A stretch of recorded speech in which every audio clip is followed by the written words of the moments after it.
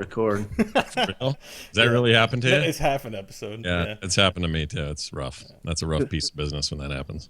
Yeah, it was about selfies too. It was good. All right. It's one of our deep But reaching. we hated it so much that we never going to re-record it, I don't think. All right, Good, Bad, or Bullshit 166 records in 3, 2. Hello, and welcome to the Good, Bad, or Bullshit podcast.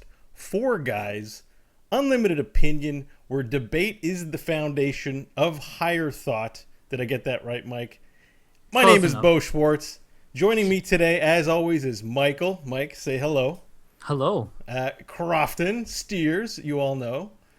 Hey, everybody. And today we have a special guest. This is a momentous occasion because our last guest appeared on episode 5 of our wonderful series. So Was it's it been five? a long Was stretch. it 5? I think it was 5. No. Anyways, it was our good lawyer friend Breck who refuses to be on the show now because he's a lawyer and probably he's embarrassed. But we made up for all that time without having somebody on by having like the single most legendary podcaster known in existence, at least in my opinion, which may not count for much considering what Crofton and Michael think. Scott Johnson, everybody.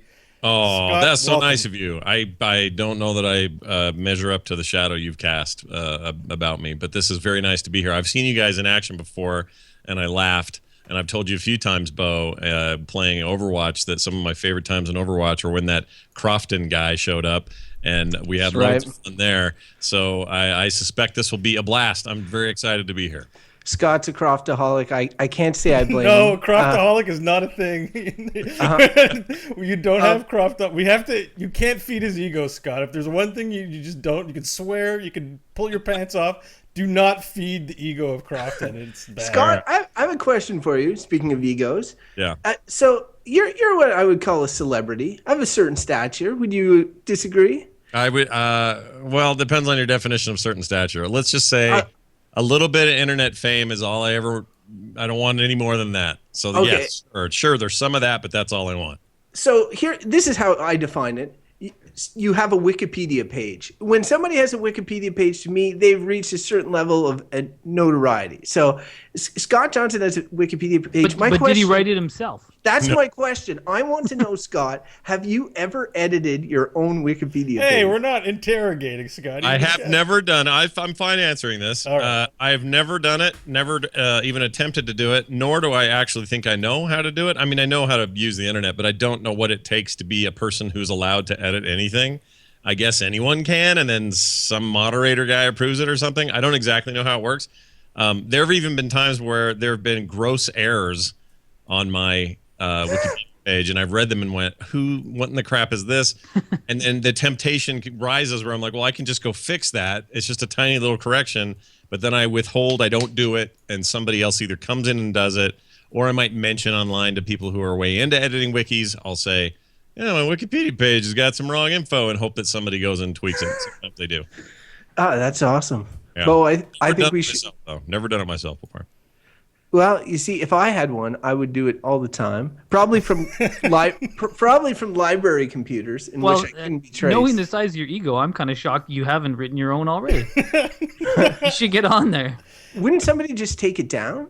No. Well, I guess one of the Croftaholics It would require somebody to visit it first. Well, I have some experience with this. Back in like 2006, an entry for me showed up for the first time. And again, I didn't create it, so I don't know where it came from, some fan or somebody. And when it went up, I was like, great, I got a Wikipedia thing. And the next time I went to visit it or show somebody, there was this big red text thing at the top that said, this article may not meet requirements for notability or some weird thing like that.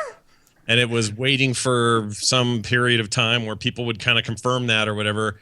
And a number of days went by, and then one day it was just gone, poof. And I thought, well, that was fun while it lasted. And then, like 2 months later, a new one pops in. Same deal, notoriety warning, goes away, comes back, goes away. Finally, right about the end of 06, it's stuck, and it's been built on ever since. And I have no idea what threshold I passed or what, somebody got bored of trying to fight me on it, or I don't know. It just suddenly I was permanently in there, and that I guess made me feel okay about life.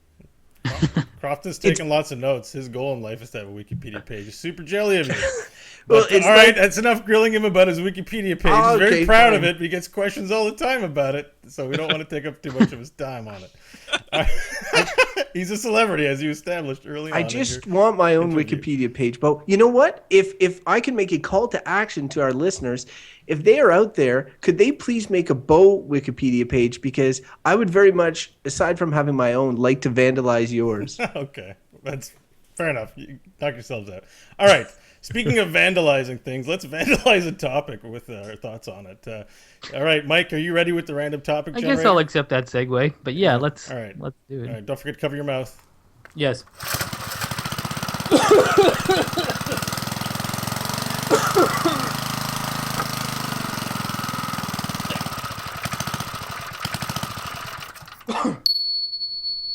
Wow. Yeah. Clear fumes, but they're not good to breathe. The topic today is conspiracy theories. Oh, So glad. This is great. I feel like you're an American, Scott. I feel like I feel like half of your national culture is kind of built on conspiracy theories. JFK, moon landing. It's like you're kind of. It's part of who you guys are.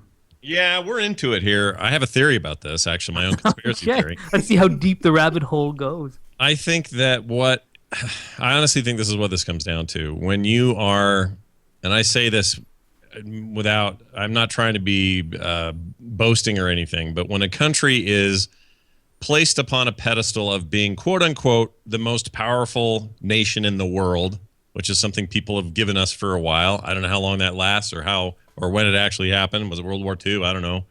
But whenever that happened, I guess because we were the first ones to decide nukes were a good idea to drop somewhere. We've had that label, right? And I think when you have that label and you live with that label for a number of decades, let's say 50, 60 years, something starts to happen. People start to get complacent and safe, and their natural human instincts to run from predators and fight for survival and all of those things are kind of muted because things are going well enough, both economically and socially, that you are generally not in harm's way.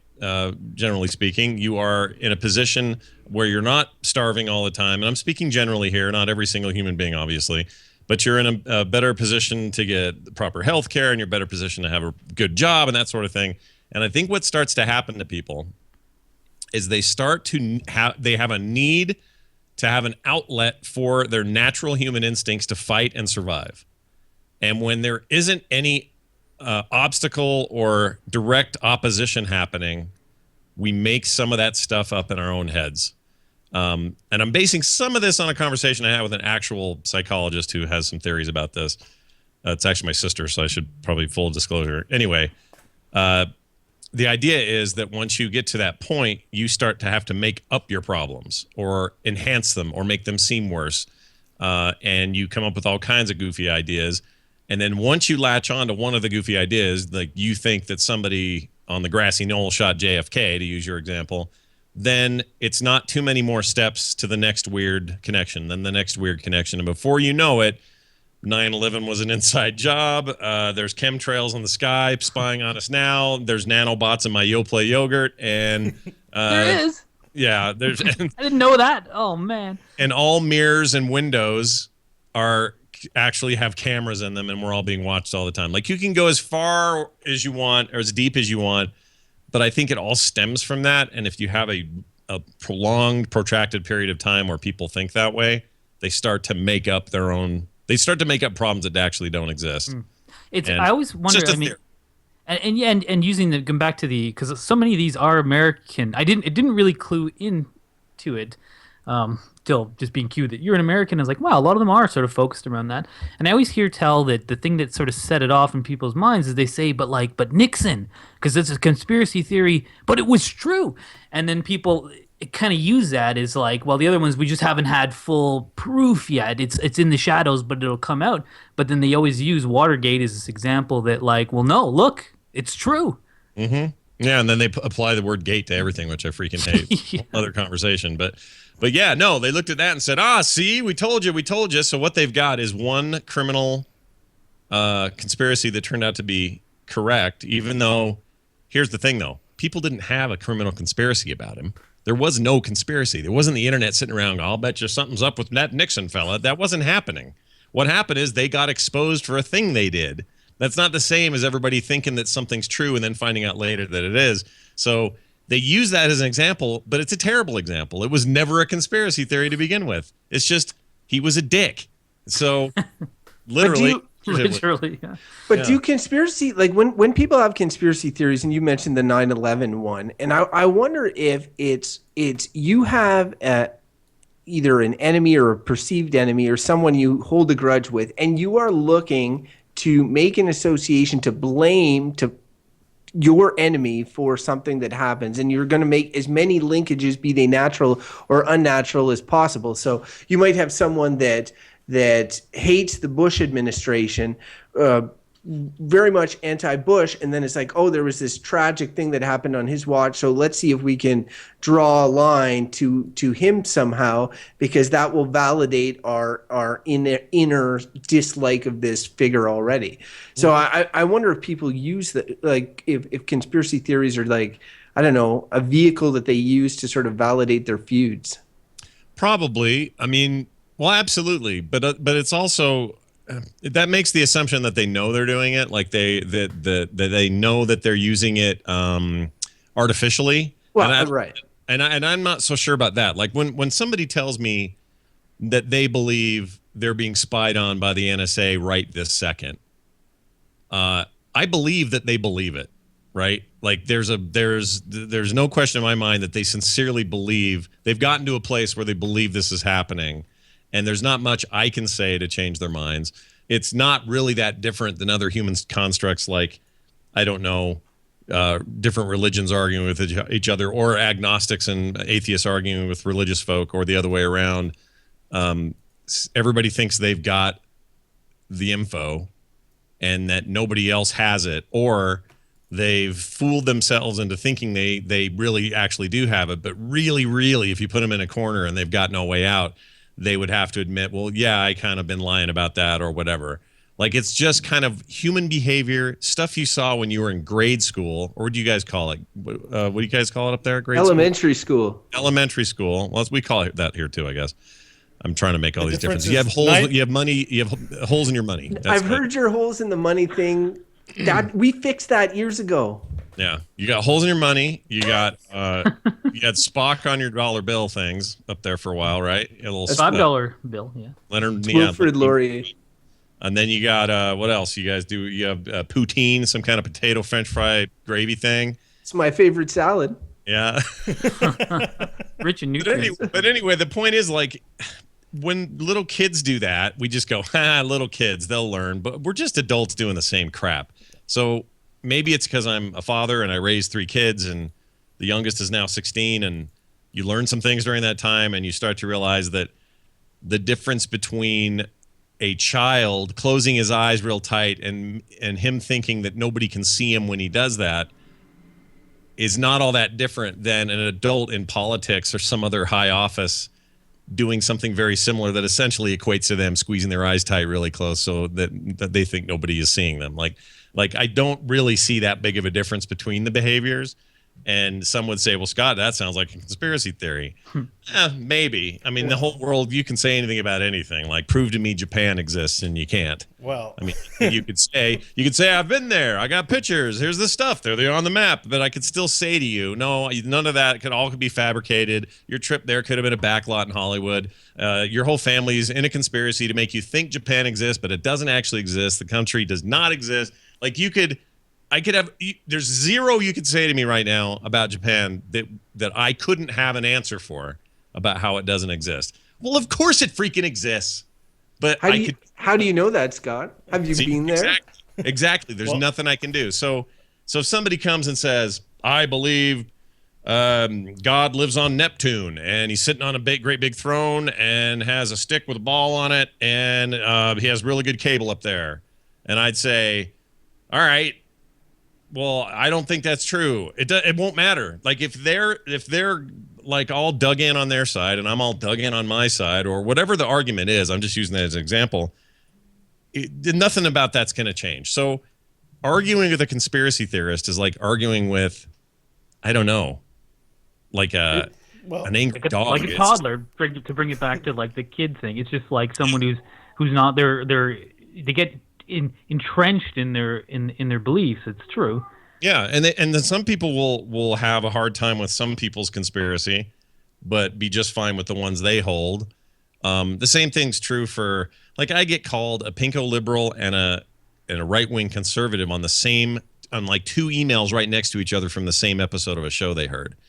And so I'll read these things, and they heard the exact conversation and came to 2 very different conclusions. One, that I'm some kind of, liberal left-winger, and the other that I'm some ultra-conservative. Well, how is that possible? And I've learned that that's possible because whoever sees it is only hearing and seeing what they want to hear according to their own worldview. And so there they go. And there's nothing I can do about it. So what do?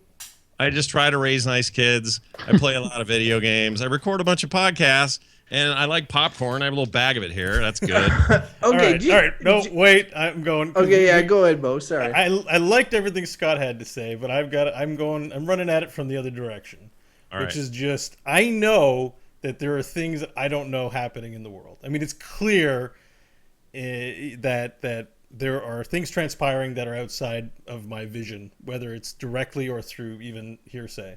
Yep.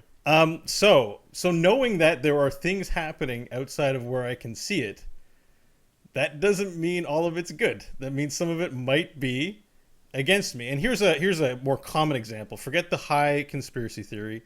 Just based on, like, let's say, if anyone's ever tried to, I don't know, they have to let go of an employee because of a difficult situation. So certain people will be involved in those efforts. They'll be consulting lawyers, for example. They won't clue that person in that actions are being taken, but a number of people will know, which qualifies as a conspiracy. So that person could have a theory that there is a conspiracy to out them from some position, let's say at a job. And this is the small beans, sort of. And they could be right. Yeah. So the idea that there's a theory that people are out to get you can in fact happen. So the conspiracy, capital C, capital T, Mel Gibson conspiracy theory. C theory, yeah. I actually enjoyed that movie, but I haven't seen it in a while. But unoriginal title, but I'll allow it. Okay. Anyways, it is possible that there are things going on that are against the public good, whatever you might define that to be, that is being kept outside of our vision. Oh, I totally agree. Yeah. But okay, so, all right. Let me. I'm running at it from the other direction. Let me give you an answer to that, because I totally agree with you. Obviously, there are. Just yesterday, my wife got a call on the phone randomly from somebody claiming to be an enforcement agent with the IRS, our Internal Revenue Service, our tax services here in the state. Hey, we got the same thing going in Canada. That thing. Go ahead. Yeah. And Same so thing. called and said, I'm Officer so-and-so. I'm calling on behalf of the IRS. We show that between the years of 2005 and 2010, you were involved in some tax evasion, something. We show that you owe $11,000 for that time period. And my wife went, wait a minute. We filed jointly, and it's my husband's company. So what? And he says, well, I've just got your name. And she says, well, I kind of need to know where what address do you have for us? He goes, looks like somewhere in Provo, which is about 40 minutes from here.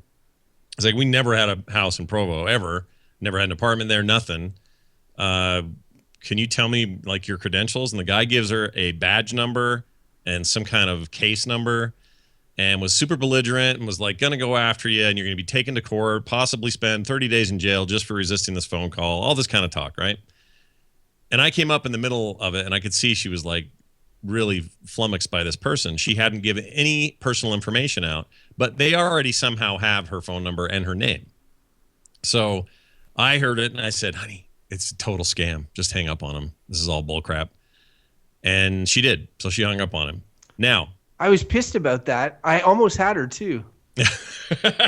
Well done. Actually, it said that the name, or it was coming from New York or something. And I guess that's kind of close to where you guys are. A little more north, maybe. Often. It sounded funny in your head, but it actually is pretty mean. Yeah. So anyway, what does that mean? It means that there are people in this world who are out to do harm to others, or to take from them, or to fool them, or to do things that are illegal or put them in a bad position. Absolutely, those people exist, and we shouldn't be so naive to think that there's nobody doing that. Where you start to cross the lines, where you get to a place where you think everybody's doing it and everybody's in on it, and only the people who are not in on it are the victims, and that we're all being spied on constantly. We just don't know it. Or there's a room full of 12 men that control everything, or any other plot point from freaking Mr. Robot from season 1. But to again play devil's advocate, maybe go in both directions. Like, yes, there's an unhealthy level of obsession with conspiracies, and conspiracy theorists can be crazy, obviously. Conspiracy theories in general, though, like, often we argue in society that people don't have enough critical thought. They don't take the time to examine things. They just go with the flow, or, government tells me this, so it must be true. Or, that your wife, when she picked up the phone, if neither of you had expressed any critical thought, then, she would be giving $11,000 to some guy taking advantage of her. So at one point, conspiracy theories are people thinking critically about things, coming up with theories. And I think that's positive. There's just a fine line before that spirals out of control, right? Well, critical thought requires, I think, this is my own recipe for how to get through this stuff. Critical thought requires evidence, evidentiary discovery, and evidence that is clear. So if somebody has the spark of a conspiracy theory that, let's say, Bo's example, that something's going on at work where they're gonna, I don't know why everyone's being so weird around me. Something's going on, and I've got a meeting with the owner, and like on Thursday, what is this about? You can kind of in your head start to put things together, and then you start asking questions, and you start going around, and you kind of hold people to the fire and say, what's going on? Is there something I need to be aware of? And they may still lie to you and not tell you anything until the big day. Certainly that sort of thing happens. But critical thinking is more than just, I wonder if, and then jumping to conclusions. But it's interesting because it is more than that, and touching on what Crofton, because I was going to say basically the same thing. Like, I feel like conspiracy theories are sort of like critical thinking gone awry. And you're right, like it's all about, is there evidence to back this up? Have you done proper research and all that? But I find a common refrain you'll hear. I get a friend who is a massive conspiracy theorist, like to the point where I'm like, I think I'm like, maybe he's got mental issues. He's so into it. He doesn't listen to our show, does he? Mike, he's on the call. I won't name names. He looks a little bit unkempt. In any case, rhymes with schmo gort.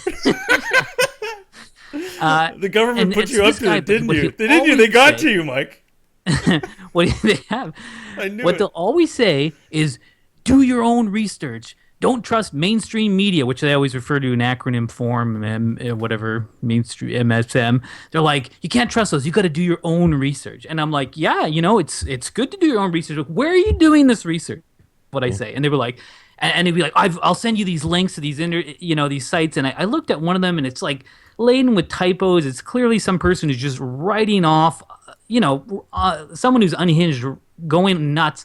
Not spell checking anything. There's nothing cited, and being like, research is not research, right? Research is not going on the internet, Googling something, right, reading it, and saying, "Oh my God, I've done research and now I know this stuff." It's confirmation bias, is what you're describing. Well, absolutely. There's a massive confirmation bias, and people hear it, and then it's like people know just enough to not know how to do it properly. Sometimes, where they.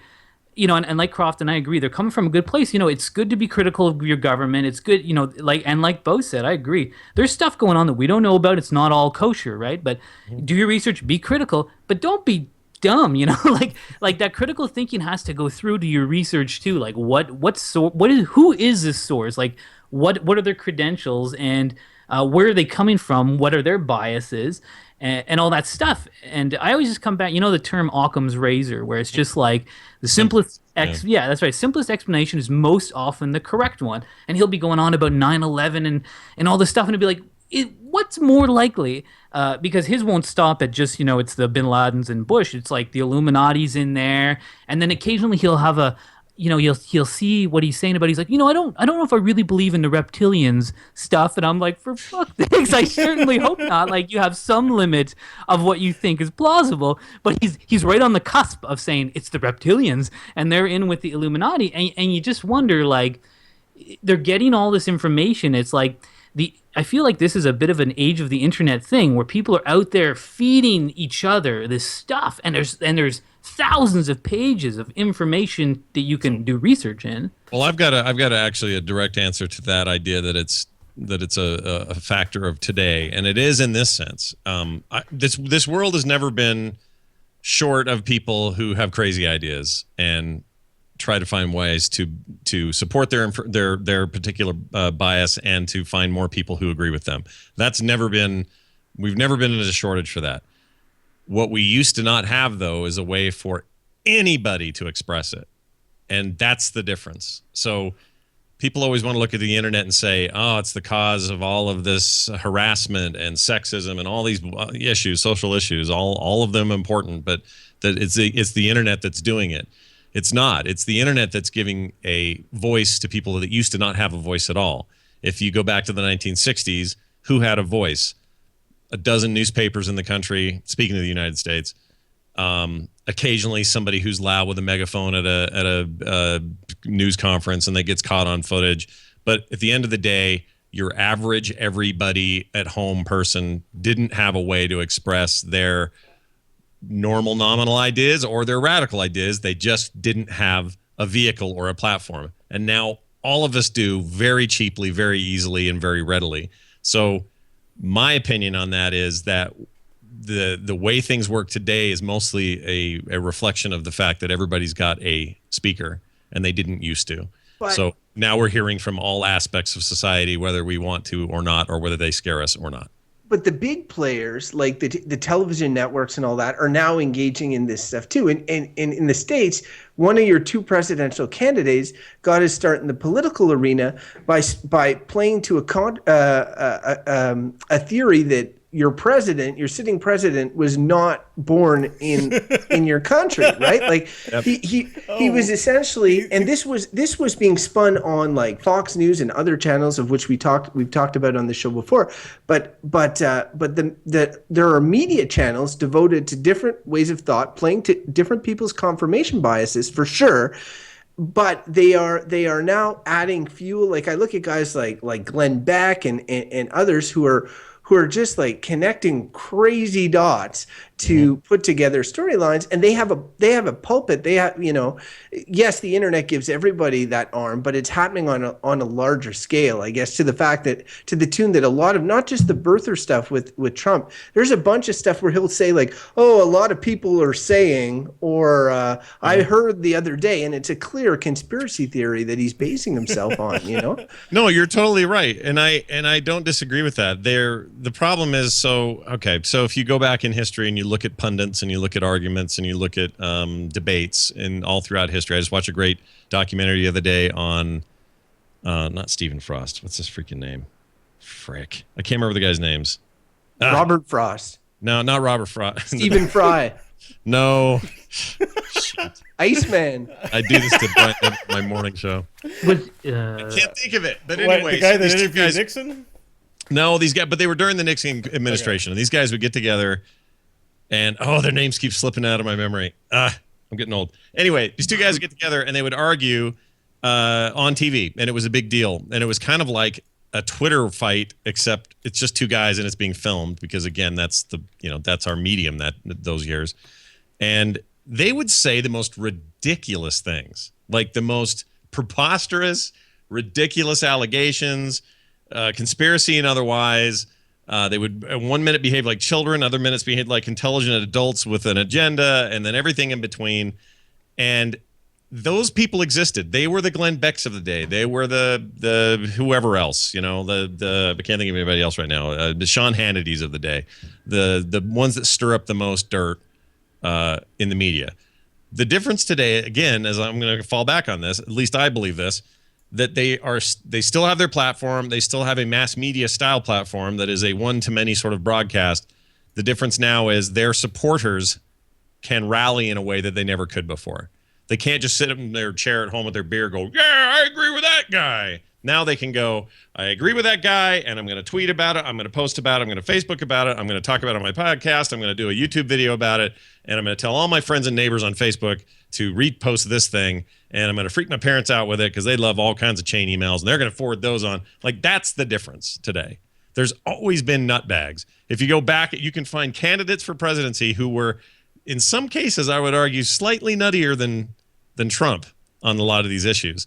The difference is Trump has a crap ton of money, and he is also playing very well to this contingent we're talking about, who all have a voice now. Not just a voting voice, but a voice of agreement on all the platforms that they need to get their word out. So I guess I'm optimistic about this and conspiracy theories in general, and history as a rule has been a bit of a rising road. We live better than we ever have. We eat better than we ever have. We have better healthcare. We have less people dying. We have less wars than we've ever had.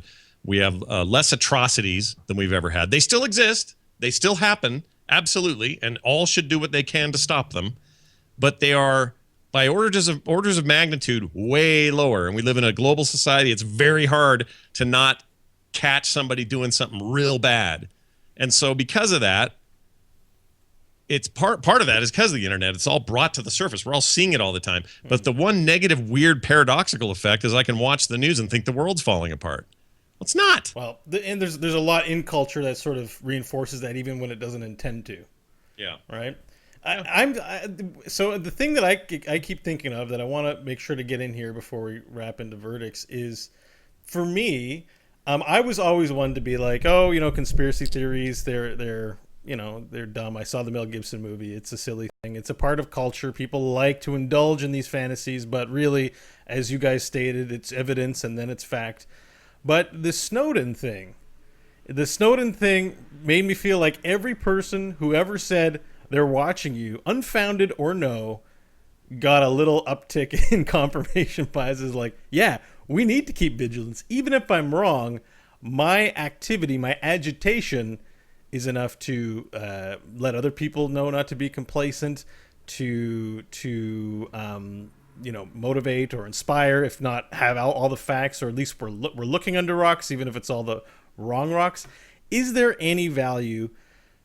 They don't think there's value to a conspiracy that holds no water because it's brought together poorly. But is there there's still value in looking for conspiracy? There is in the sense that if you think that there is something ethically or legally happening that should not be happening, which is what Snowden did, and it's on a scale as large as he exposed, then we're getting exactly what was going to happen. And if it wasn't going to be him, it was going to be somebody else. In other words, it's not like we're talking about hundreds of years of people saying, I'm telling you, I'm telling you, I'm telling you. And then finally Snowden came out and said, all right, you're all right. It's true. We're doing it. This is a relatively recent development, what he exposed. Is it conspiratorial in some ways? Sure. In that it's, we're not necessarily being told the truth about the kind of surveillance that's going on. But is it Hollywood style where every corner I turn around, there's some dude in a coat staring at me? No, it's not. So but some of it, though, saying, and it makes perfect sense. But you're right about that uptick. That gave everybody some fuel. well, and not only that there's some like stuff like with Snowden and all that we're like, okay, and we all knew that there was stuff going on we didn't know about or whatever. But sometimes you'll see these things put together. So the 9/11 conspiracy stuff in general, some of it's fairly compelling when you see it put together. Now, we have there's a show in Canada called The Fifth Estate, which is like a digging journalist, sort of like 60 Minutes. Really boring. And they years ago showed this this documentary about 9/11, and at the time I wasn't that informed about it. And you watch the thing, and you're like, there's some questions there, So it's like, once again, I'd be like Occam's razor. Like, what's more likely that they really, the Bush administration planned to do this? That doesn't seem likely to me. But you watch the thing, and some of the videos they put together, and they'll show clips and they'll quote things that are like on the news. Some of them are totally hack jobs where it's out of context stuff and it's not coherent. But sometimes, like some well-made documentaries are, you watch and be like, yeah, okay, it's making me think about the 9/11 thing. Maybe there's something to this. I'm not initially going to go in and start being like, there's chemtrails are controlling me or whatever. But it does raise questions when you watch some of this stuff. So some of it is compelling, and Well, yeah, and there's like, a so scale. Like what you're describing is there's a scale to these things. And so, Okay. I mean, I never forgot a lesson I learned very early in podcasting about 8 years ago, 6, 7 years ago, whatever it was. I had a show end, and I won't say what and who was involved, but because it was ending, it caused a big uproar in the community that liked the show. And there was a lot of talk about what people thought was going on. And they were all dead wrong. But because I was trying to preserve the feelings of somebody and not have them, dug through the mud, even in our small little celebrity circle, I didn't talk about it publicly and didn't want to. Just said we're ending it, and that was as good as that. And I did that to save that person's feelings. But for years, not months, not days, weeks, or months, but years, there were people coming up with new theories as to what happened, and they were all reasonable theories based on the limited information that they had, but they were nothing like the truth. And I never forgot that. Like, I'm not saying I have any inside view of what it was like on 9/11 or who did what or any of that high level stuff. I'm not going to pretend to be that guy, but I just know things are more nuanced and complicated than people like, and people like a simple story. And when they're not given all the details, they fill in the gaps. And that's what people did with my show on that small level. And I guarantee you that's what people do with JFK. It's things people do with 9/11, things people do with moon landing. And there's a range of like kind of reasonable, like, yeah, I saw JFK. That was a good movie. Plus, it made me ask some questions. There's that. And then there's, President Obama's a lizard man. So there's Right. this range, right? And it just sort of depends on where you are on that scale, I guess. And that's interesting because you're on the other side. You're on the other side of that. Like the truth, because that's what a lot of people are they're searching for the truth. And like, you're a crazy left-wing Republican Tea Party pinko, as everybody What? knows. But like, you had the inside scoop on this story, so you're able to witness it from that side. And then what you're seeing is possibly mentally unhealthy people. And this is where I get a little bit when sort of formulating my verdict on this topic in my mind.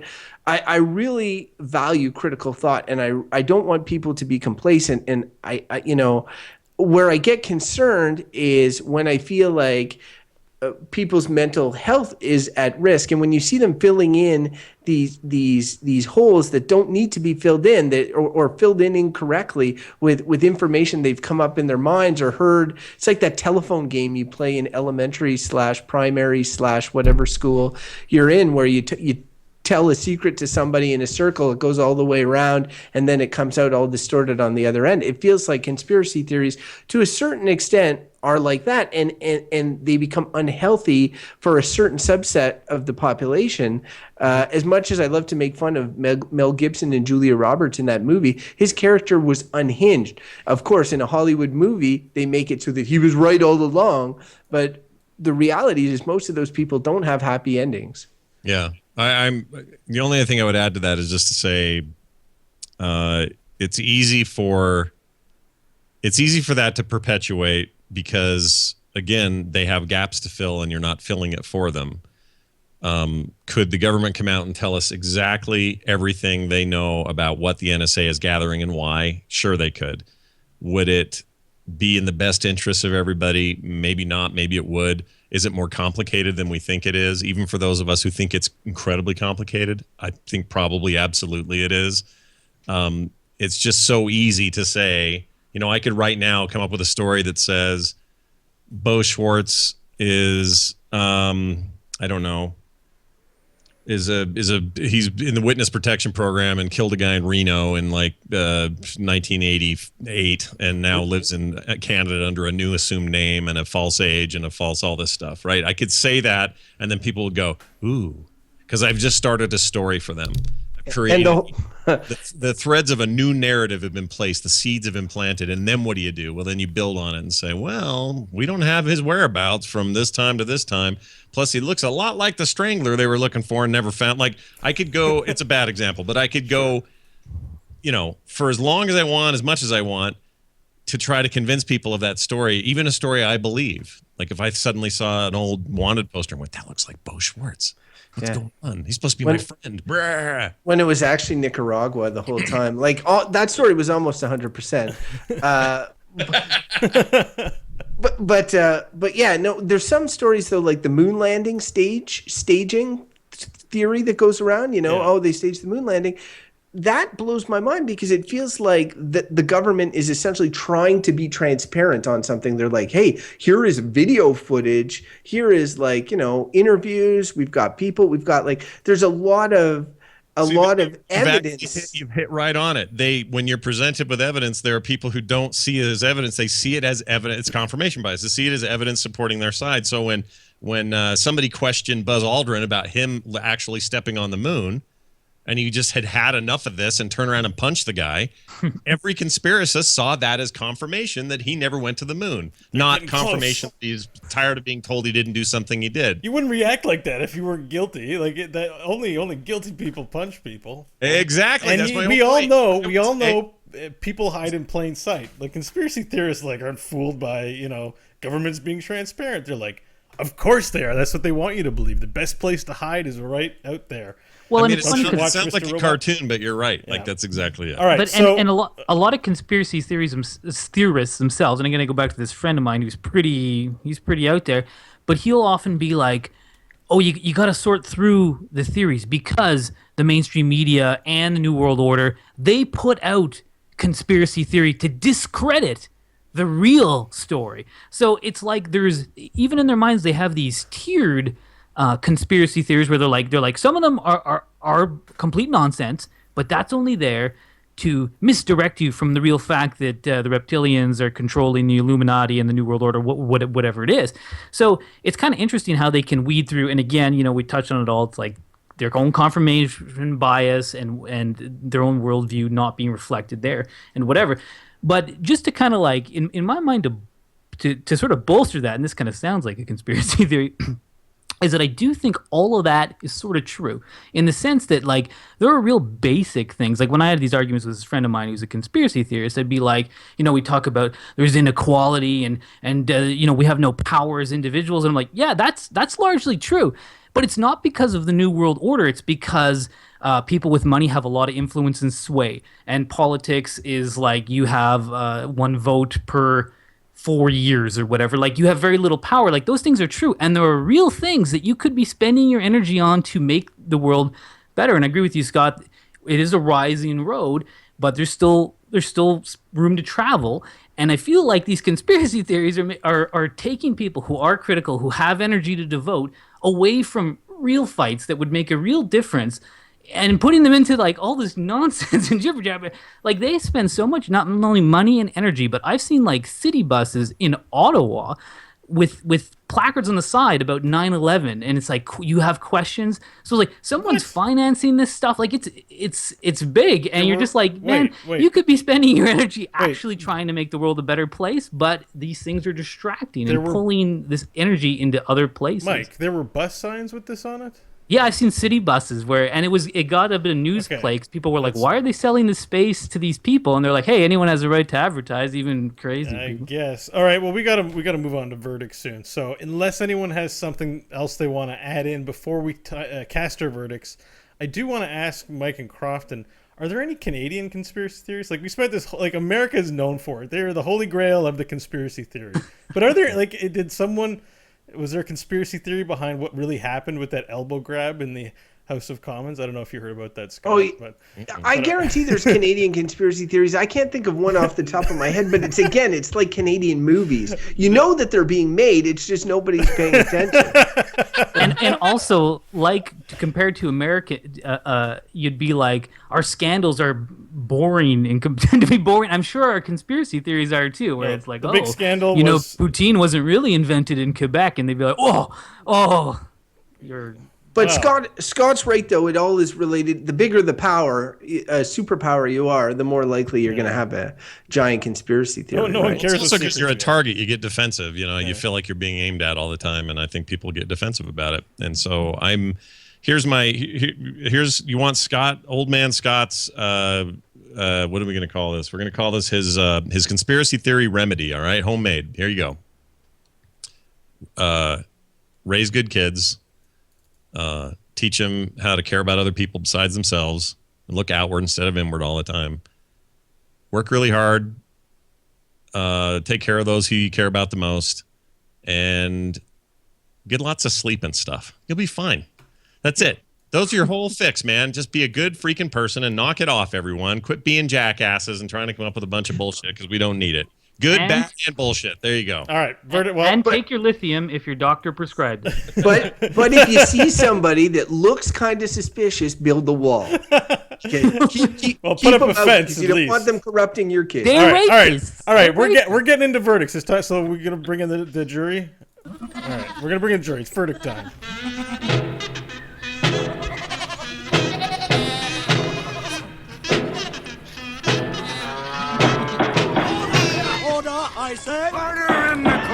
Harder in the court. All right, it's time to deliver verdicts, and we're gonna need a bit of extra time because there's 4 verdicts. Scott, would you like the honor of going first? You kind of delivered a bit of a verdict there, but we've never had a legal good, bad, and bullshit verdict, so I think Well, we're and gonna you know our 3. Are the title of the show. You just choose one of those, and summarize and land where you will. Okay, I'll go first. All right, No, go ahead. no, The floor is yours. We're not allowed to talk until you've right. given your verdict. Scott goes first. All right, so what do I do? Name a thing I think is good or bad or... You sermonize. You know how you don't just say good, bad, or bullshit, but you say all the last final thoughts you want to get out on your verdict about conspiracy theories. Okay. And then okay. You're right. I did kind of do that. All right, let's try this. And then wait, what do you guys get to say after I say it? All right, you know what? I'm gonna go first. Okay, let's I can't take this anymore. All right. So conspiracy theories. I had a really hard time coming up with anything positive about this topic. When we were talking about it, I tried to think about the critical thought element involved. I guarantee there's some conspiracy theories that have been proven true, led to positive results. You could have maybe there's something the equivalent of the Snowden situation that's happened on more of a micro level where somebody had a conspiracy and then proved it and then everybody lived happily ever after. But I think more often than not, it's unhealthy people latching on to things, filling voids in their lives, and you see these conspiracy theorists that are absolutely obsessed. This is like their day to day, and everybody has stuff they search on the net. Like I got my pro wrestling and Overwatch sites that I go to or whatever, but other people would have their conspiracy sites, and then they have posters in their room, and then it gets crazy and it gets unhealthy. It affects their relationships. It affects everything.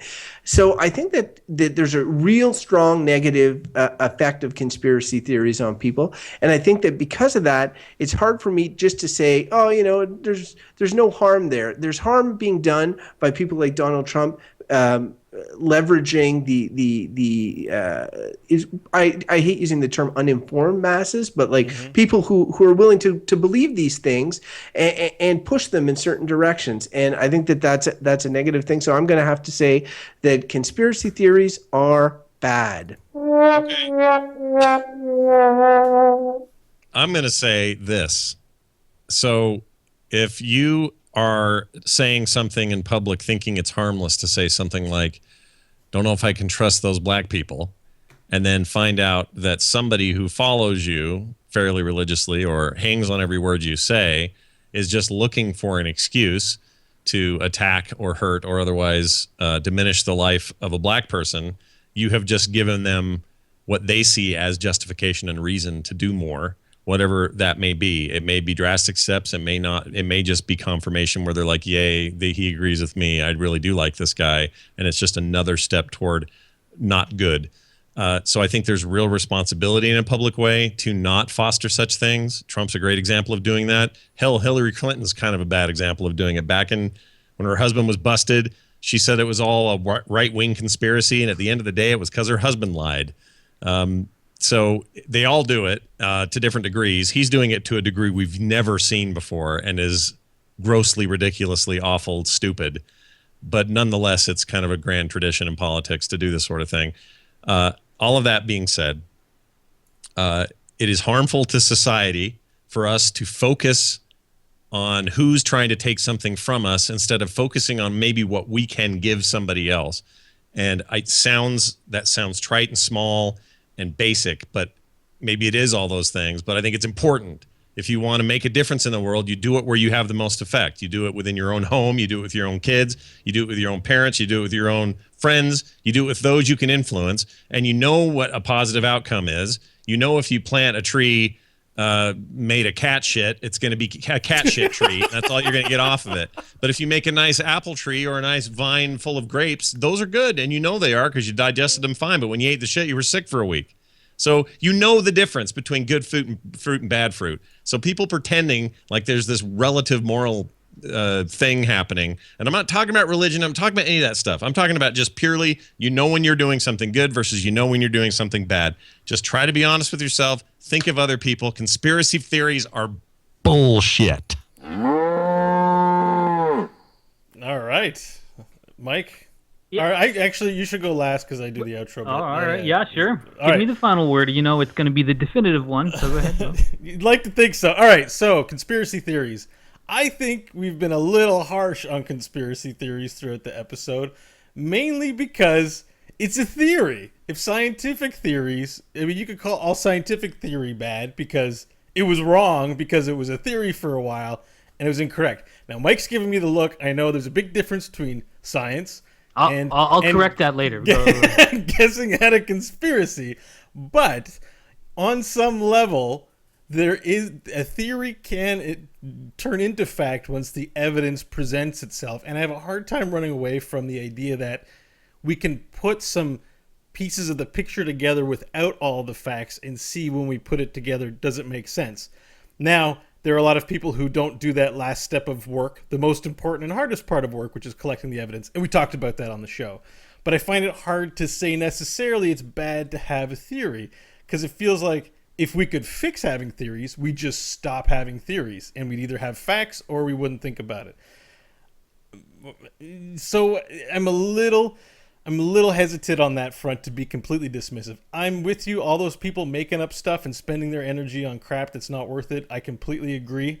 But there's a little part of me that kind of likes conspiracy theories, and maybe it's because I've grown up knowing so many in culture, and it's just feeling like it's an important part of the world. That being said, I don't come up with any of my own, I don't think, except maybe... No, I don't think so, but you never know. I don't want to go on the record saying I've never done this because when I run for prime minister, it might get held against me. So, didn't you say there's a conspiracy keeping you in Diamond League? There is. Blizzard matchmaking. I asked Travis too, and he said nope, it's all fair. So I didn't get my theory confirmed. All right, but I'm just gonna say that conspiracy theories are bullshit because, generally speaking, they have a really bad rap for a reason, and I think it's well earned. But I think the theory part, I think it's still good to develop theory. What you're arguing for is finding evidence to support truth, and that I will not argue with. Absolutely, we should be always doing that. Yeah, and right. The only reason I was giving you that look, Bo, is I think a scientific theory is actually considered like a sort of proven thing. Where people, scientific theory. I think in scientific, it's like a hypothesis is something that's like yet to be bolstered, but like no one's arguing about relativity theory really. Anyways. So on this, I found this a hard one actually on where it's going to land. I mean, I skewed negative. I think it's pretty obvious. I was like, tossing up the two in the end. And you know, the critical thinking thing is really important to me because, you know, you hear conspiracy theorists say things like, oh, the sheeple, you know, the people who don't think, they just go along. And that is a problem. Like if you have a whole bunch of people who don't question authority, who don't think, who don't dig for answers, that's a bad thing. And there is an element of that in society. And so I'm like, where's the value? Because I think that so those people, the conspiracy theorists, do have they're very critical. I think they've been, you know, they lead themselves or they've been led down a path which is kind of off the rails. But they started in the right place, which is that, like, we have to question authority. We have to be on our guard with our critical thinking. It's gone awry. And then the question for me is just, like, does it do more harm than good? And, you know, I see where Crofton landed, and I'm really on the teeter-totter with this one. But I think it's better to have people questioning authority coming up with things that might be way out there and wrong, that's better than nobody ever questioning everything and the current power structures just rolling along. We need a little bit of it because there are those of us who are lots of people that are critical and they keep it in the within like what actually makes sense, what is actually reasonable. So I can't say full bad, and I definitely can't say good because there's some bad stuff in there. So it's a big stinking pile of bullshit. I agree with Bo and Scott on this one. All right. Wow, that's a lot of negative thought on these verdicts. So I think this is the first time I've ever said bad, and you and Mike have said bullshit, and Scott as well as here. So that I'm rarely the negative one. Yeah, usually I say everything's good. That's sort of the It's running true. joke on That's the your show. thing. You're a positive guy. I actually wanted to find a way to call it good, but I just couldn't. You guys were very convincing. I feel like you've helped me come to terms with my opinion on it, and I hope some people at home have been influenced who might be deciding to come up with a conspiracy theory and heard Scott's impassioned plea to do actual worthwhile things with your life. So well, this is a learning experience on the show. I want to say one last thing, just to remind people. My kids are sick of this example, but try to prove Japan exists. When you think about what you have to do to actually prove it, you'll understand why conspiracy theories are so unhealthy for you. Because I could totally put my stake in the ground and force you three to try to do things that would convince me it exists, even though I know it exists. But I could say I don't, and you would never be able to prove it to me. Not on this Skype call, not in person, not even if you flew me there.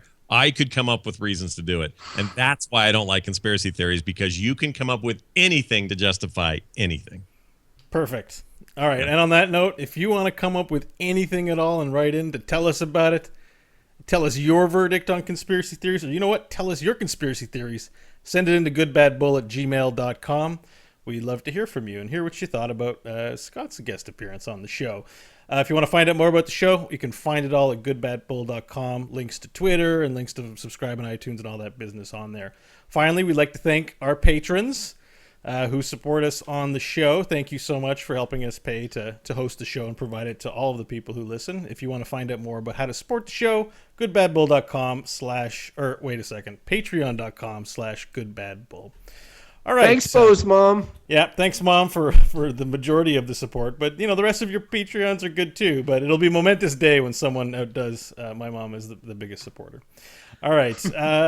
Scott, thank you so much for being on the show. It was an absolute pleasure. I feel like just I'm on cloud nine. I'm glad you came to chat with us, and I think it went really well. So. Well, I'm entirely, it was my pleasure to be here. It was totally fun. I really like the format, and you may have gotten yourself a new regular listener. Oh no! Our shows are never usually this good. We're all trying really hard because I have a conspiracy theory that Scott has been keeping listeners from our show. He's been taking them and putting them in this big Frog Pants listener vat, in which they can only listen to Frog Pants show. You have no evidence that can prove that's not true. Prove it, you can't. It's true. Like, I could be lying. You don't know. There's no way to prove it. Prove it, you can't. You know my old saying, prove it, you can't. Yeah. That's where it comes from. Oh, that thing on TMS is exactly where it's coming from. I know the prove it you can't inside. I don't think Mike and Crofton do, but some guy on Twitter sent me some stupid conspiracy thing and said, before he even finished the sentence with no punctuation, said the sentence and then prove it you can't in all one sentence in a single tweet. That usually require a reply to say if I could prove it or not, but he says prove it you can't. And that, to me, is the essence of our very conversation tonight. Yeah. Well, he saved you time. All right. Yep. So listen, Scott, tell our listeners, because I know that we have people who listen, because we have a small but dedicated group, and I know some of them personally who actually don't know about you. So if they actually think you're kind of cool and want to listen to more of your stuff or find out, where would you send them? The place would be frogpants.com, has links to everything. Following me on Twitter is a good place as well, at Scott Johnson. I pretty much post everything I have going on there, and you can find all kinds of shows, like another show I do with Bo called The Core Show. I do it with him and John Jagger every Tuesday. We talk about Heroes of the Storm and the conspiracies therein. Sure. There's always something for somebody. So if you like World of Warcraft, I got a show for that. You like Heroes, I got a show for that. Listen, if you like morning shows, I have a show for that 5 days a week. 5 times a week, 4 days a week. Anyway, tons of content, comics, art, store with all kinds of cool stuff. an annual hangout event, it can all be found at frogpants.com. Yeah. And I just wanted to say, too, I want to plug Hypothetical Help a little bit because I feel like that show is our spiritual cousin. It's not the same format, but it's definitely the same level of, what? I recorded that today, by the way. We're not, I'm getting feedback on my mic. Are you smelling toast or what? I What's am going smelling on toast. right? I'm going crazy. I just want to say that show is like, we're not really experts here, and I think you guys are definitely not experts, but entertaining to listen to. I think he's on cloud 10 at this point. All right, Scott. Crofton. Crofton, tell our listeners if they want to find out more about you. Where can they? Croftaholics. Well, they can find out more about me. Follow all my endeavors, all the things I've got. I got a Facebook account, and I got a Twitter handle at Crofton Steers. They can follow me there, and they can see my tweets. I write them myself. And if there's a little CS at the end, that's how you know it was me who wrote it. All right. And soon to come, his very own Wikipedia page, also written by him. Say this CS at the end of it. Mike, I'm going to get the best picture for that. If our listeners want to find out more about what you're up to, where can they do that? Well, it's funny because I only, as you guys know, I tweet about once every 2 or 3 months. But, I've been sending more tweets than that, and I just realized it's being diverted by the reptilians. I just pieced it together during this show. There's someone who's trying to keep my tweets down, but it's at ML Hodgins, for the truth. Follow me there. All right. Well, you heard it here first. Everyone has their own conspiracy theory, even though they just said they were bad. This was all just a ploy to get you to stop thinking about conspiracy theories. This whole thing brought to you by the Canadian government to get you to stop looking under its dress. To have prominent people on the internet say, conspiracy theories are super dumb, and you go, agree, and then eat the, was it pablum? Yeah. You can follow him at both.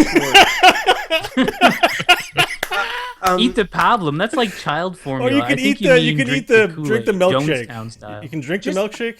Whatever it is. Scott, help me. You're good at analogies.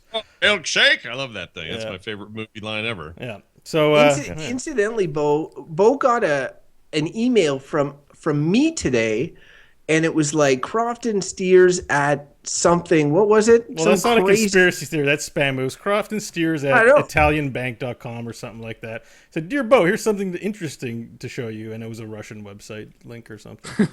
So what'd you find there, Bo? Tell us. Don't leave us hanging. I didn't click on it. Of course, I'm sure. I'd like to keep the work that I have. I figured it'd send me to super porn site or something. That could have been something I legit sent you. Right. But yeah, so there's, spam is just the elbow of conspiracy theories. Sure. Okay. All right, and on that note, I'll find a place to end it because we don't formally end it anywhere, Scott. They don't like the aesthetic of saying bye on the show, so they make me try to find a point to end the show. Prefer a fade out, Yeah. So I always have this extra bit of work every week to fade it out. But thanks again, Scott. So all right, VOD listeners or watchers, thank you, and we're gonna end the VOD there. Yeah.